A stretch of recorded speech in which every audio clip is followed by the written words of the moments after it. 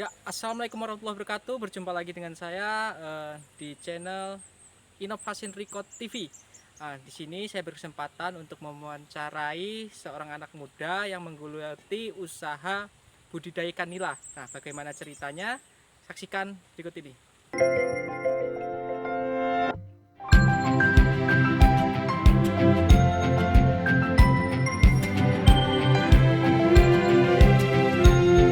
Nah, sekarang saya sudah bersama dengan Mas Rohman yang saya sebutkan tadi, seorang sarjana pendidikan agama Islam, kuliah di Universitas Islam Indonesia yang berada di Jogja.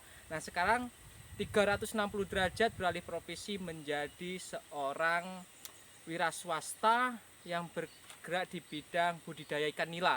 Nah, Mas, Ya, saya gimana? ini sangat bertanya-tanya.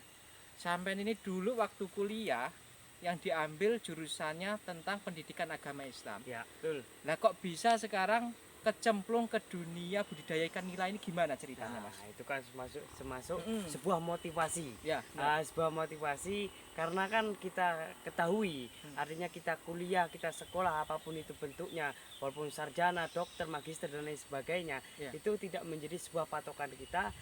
Artinya kita lulus sesuai dengan jurusan kita Jurusan nantinya. kita.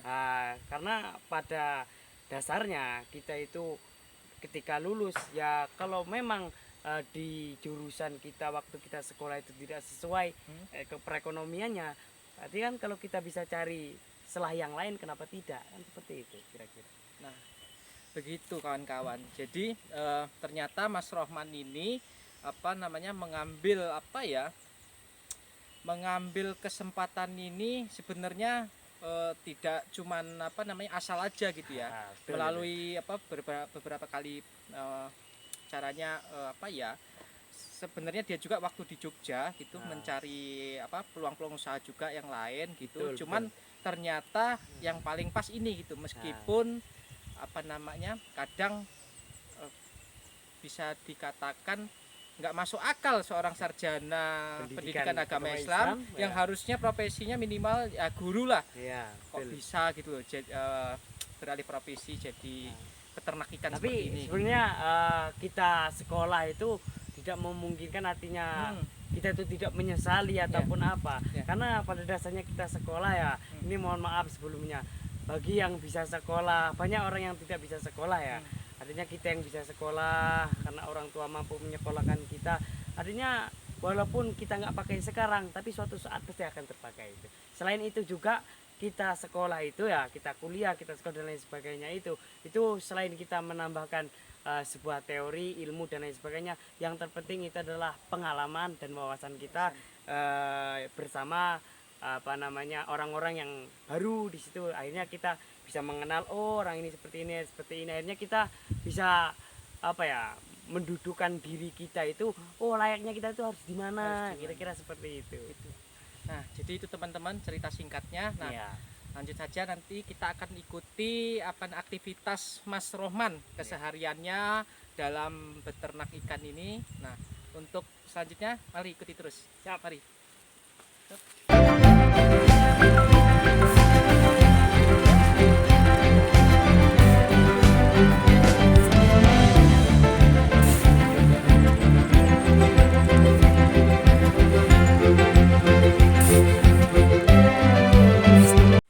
Nah, ini saya sedang menemani Mas Rohman untuk memberikan pakan. Nah, kebetulan ini sekitar jam 3 sore, waktunya untuk memberi pakan ikan-ikannya Mas Rohman gitu. Nah, Mas Rohman, Ya, gimana? jadi ini untuk perharinya Mas Rohman untuk ngasih makan ikan-ikannya ini habis berapa sak Ini pakan? Ini untuk sementara karena ini masih tahap pembesaran ikan ini ya. Ini ukuran ikan ini sekitar 1 kilonya ini masih sekitar 20 kilo. Sekitar 20 kilo, 20 biji dalam 1 kilonya. 1 kilonya 20 biji. Nah, ini kita masih terlalu menggunakan pakan nggak terlalu berlebihan. Artinya karena kita menggunakan pakan terapung kayak gini yang dimana nanti lama-lama kan kena air dia mekar, ya kan. Akhirnya kita ngasihnya secukupnya saja. Secukupnya. Jadi kita ngasih makan itu pagi dan sore, dan itu kurang lebih kita ngasih makan itu dalam satu hari itu, dalam satu hari 2 kali itu 3 sak. 3 sak. Kira-kira. Ini untuk apa? Untuk ikannya sendiri Mas Roman. Ya, Ini umurnya berapa ini? Umur ikannya? umur Udah ikan berapa? ini kurang lebih 1,5 bulan. Nah, 1,5 bulan, untuk ukurannya udah mencapaikan sekilonya 20. Nah, menghabiskan pakan per harinya 2 sampai 3 sak. 2 sampai 3 sak untuk sekitar berapa kolam ini, Mas? Ini kurang lebih 8 kolam. Kurang lebih 8 kolam, teman-teman. Luar biasa. 8 kolam, kalau misalkan satu kolamnya itu sekali panen, biasanya berapa Mas Roman yang ukuran kecil-kecil? Karena ini ada yang gede juga saya lihat. Kalau kita hitung ukuran bersih ya, Ya. artinya kita ratakan semuanya itu. Kalau satu kolam itu bisa nyampe 6 kintal. 6 kintal. 6 kintal, kawan-kawan. Nah, ini perhitungan omsetnya seperti apa Mas Rohman? Jadi Pak, sistem panennya seperti apa gitu? Dalam sistem panennya kita karena kita menunggu ikan ini besar, habis itu kita panen, habis itu kita dari kecil lagi kita Panen besarin lagi. lagi gitu, kurang lebih 3 bulan. Nah, kita menggunakan waktu 3 bulan itu untuk kasih makan pakan ikannya doang itu sekitar 150 juta. 150 juta kawan-kawan, bayangin. Untuk per 3 bulannya aja biaya untuk biaya produksinya aja sudah sekitar 150 juta. Nah, omsetnya sendiri total, artinya ketika panen nilai ikannya itu yang seperti yang sudah itu berapa per setiap 3 bulan? Berapa jumlah Uangnya ini yang saya tanyakan ini. uangnya. Karena saya sangat menarik karena selama 3 bulan aja mengeluarkan pakan sekitar 150 juta gitu. Nah, kalau masalah uang itu kan kita nggak bisa memprediksi karena dari panen ke panen itu tidak kadang-kadang Selalu stabil lah ya. stabil. Artinya kita nggak bisa memperkirakan uang itu panenan ini sekian, panenan ini sekian, karena kita kan mengenai uang itu rezeki, ya kan. Cuman yang paling besar nih, pendapatan yang paling besar selama budidaya ikan ini berapa per 3 Pernah bulan itu? mencapai per 3 bulan itu mencapai 180 juta. 180 Ya, juta dalam Itu. 3 bulan itu. 3 bulan. Cuma kan kita dalam itu kan kita harus tidak semata-mata 180 juta itu bersih total. Kita potong pakan tadi yang saya bicarakan tadi, Iya. umur saya putarnya 150 juta. Habis itu kita operasional kolam seperti kolam bocor dan lain sebagainya, terus itu juga biaya karyawan seperti itu. Banyak lah pokoknya ya kurang lebih 180 juta itulah dalam per 3 bulan omset keuangan Omset keuangannya. Nah, itu sangat luar biasa sekali kawan-kawan. Ini bisa menjadi salah satu inovasi bagi kawan-kawan yang ingin sama seperti Mas Roman Ya. untuk budidaya ikan nila juga.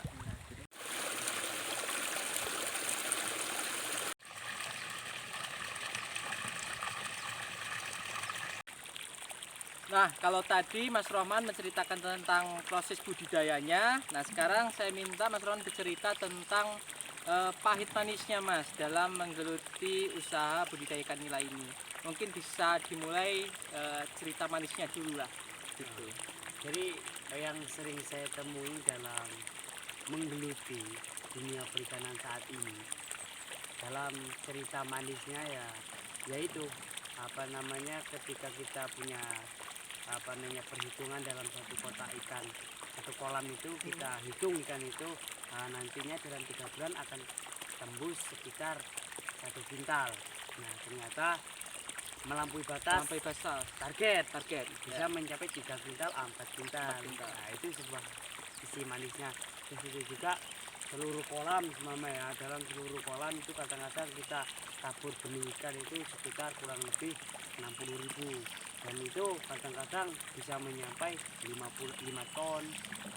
Bahkan kadang-kadang kalau memang nasib Nasibnya kita bagus, bagus itu bisa mencapai 7 ton. 7 ton Nah, itu kurang lebihnya seperti itu kalau kita berbicara tentang manisnya. manisnya. Berarti kalau saya tangkap Mas, sebenarnya omset 180 juta itu tadi masih bisa lebih ya Mas? Ya. Itu mungkin di angka minimalnya ketika memang panennya jelek tadi ya. kurang gitu, Mas. lebih seperti Kurang itu. lebih seperti itu. Ya itu yang kita bicarakan tentang manisnya saja. Artinya saya berbicara tentang perputaran uang tadi itu kurang lebih sampai nyampe 180 juta itu kita buat paling kecil. Paling kecil, paling rendahnya saja, gitu. seperti itu. Tapi ya itulah kalau nasib kita kadang-kadang satu panenan bagus bisa mencapai lebih daripada itu. Nah Mas, lebihnya itu Mas, gambarannya yang paling besar berapa Mas lebihnya? Itu, Nyampe angka berapa kira-kira gitu? itu pernah mencapai 200 Sampai 200 juta. 210. Kurang lebih gitu. Nah terus pahitnya gimana Mas dalam apa namanya proses budidaya ikan nila ini Mas? Alah, kalau kita berbicara tentang pahitnya itu sangat pahit sekali. Artinya segala sesuatu lah, segala sesuatu itu resikonya sangat besar sekali. Nah, artinya usaha apapun lah itu pasti bersifat resiko. Kalau kita berani beresiko, berani spekulasi, berarti kita mempunyai jiwa sebagai pedagang. Tapi kalau nggak berani spekulasi, nggak punya mental, nggak mau menanggung resiko, mending nggak usah jadi pengusaha. Nah, artinya seperti ini contohnya. Seperti yang saya alami saat ini. Kadang-kadang kita itu kita berbicara tentang pahitnya ya. Kadang-kadang kita itu sudah memprediksikan ini bakal sehat-sehat sampai panen. Nah, akhirnya karena ketumbuh dengan cuaca yang ekstrim, hujan panas, diguyur terus, itu sering mengakibatkan ikan itu stres. Dan stres, dan kalau ikan stres itu kita bisa yang kita jual, bisa enggak kita buang sia-sia ataupun kita bagi-bagi sama masyarakat sekitar. Nah itu kadang seperti itu. Kalau kita jual pun kadang-kadang harga ikannya itu murah, cukup murah sekali. Nah, perlu diketahui juga kawan-kawan, Mas Rohman ini selain dia usaha, dia juga tidak lupa menyisihkan setiap panennya. Beliau selalu berbagi untuk tetangga-tetangganya sekeliling gitu. Dari sekilo, 2 kilo, biar tetangganya juga ikut merasakan. Ini catatan juga untuk kawan-kawan, kalau punya usaha apapun, satu, jangan lupa berbagi. Itu yang saya tangkap tadi ya. Gitu. Ya, pada intinya yang saya bicarakan itu tadi, intinya setiap usaha, apapun usahanya, yang menjadi pagar usaha itu ya barang yang sekarang contohnya seperti saya ini ikan itu yang menjadi pagar kita, yaitu kita sering bagi-bagi dengan orang-orang tertentu, tapi dengan hitung, artinya jangan terlalu berlebihan lah, intinya kita bahaya harus berpikir nggak baik juga, karena usaha seperti ini itu sifat sensitif sekali. Kalau kita tidak bisa mengimbangi masyarakat, bahaya. Nah itulah kawan-kawan, kalau tadi proses budidayanya, terus ini tadi Mas Roman menceritakan pahit manisnya, dan tadi juga menceritakan tentang awal dia terjun untuk menggeluti proses budidaya ini, keluar dari bangku perkuliahan menjadi seorang sarjana pendidikan agama Islam, dan beralih profesi menjadi seorang peternak ikan. Bisa dikatakan Mas Roman ini menjadi peternak ikan yang sukses gitu, luar biasa. Ini bisa juga untuk menjadi motivasi bagi kita untuk yang ingin juga seperti Mas Rohman. Dan tadi juga saya garis bawahi bahwa apapun basic kita, apapun latar belakang pendidikan kita, itu tidak menjamin untuk kita menjadi apa. Tapi kembali lagi ke diri kita, kira-kira kita ini mau seperti apa dan mau ngapain untuk menata masa depan kita untuk menjadi lebih baik. Kira-kira seperti itu. Jangan dijadikan latar belakang pendidikan itu menjadi kendala untuk kita melangkah ke depan untuk menjadi yang lebih baik. Nah, kira-kira seperti itu. Terima kasih. Saya ucapkan kepada Mas Roman atas kesediaan waktunya untuk berbagi cerita tentang proses budidaya mulai dari awal sampai akhir. Nah begitu kawan-kawan, nantikan video selanjutnya kira-kira apa yang perlu saya diskusi lagi. Sampai jumpa lagi di channel Inovasi Record TV. Nah, jangan lupa like dan subscribe-nya. Gitu. Mantap. Terima kasih. Assalamualaikum warahmatullahi wabarakatuh.